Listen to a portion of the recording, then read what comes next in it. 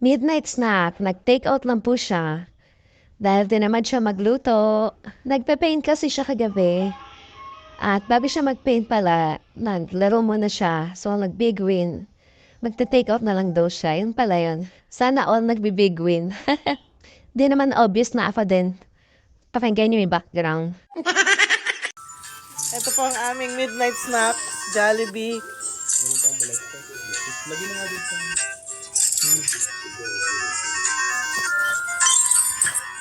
Jollibee by Papa P.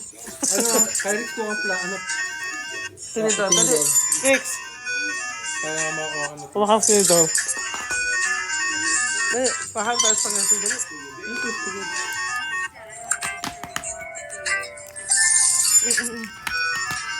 Charan! Basta po kasi bumili ng ganyang plato. May Tubig wala. na, oy. Walang ganito. Ito mga tubig.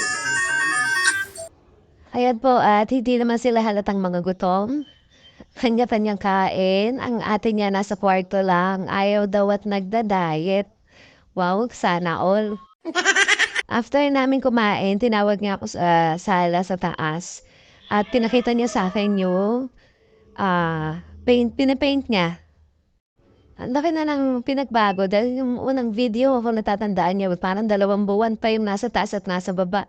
Ngayon yung buwan, naging 1 na lang. Laki ng mountain, di ba? Ganyan lang kita niyo. Kaya ganun siya ka.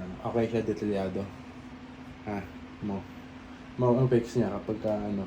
Ayun o. Thank you for watching.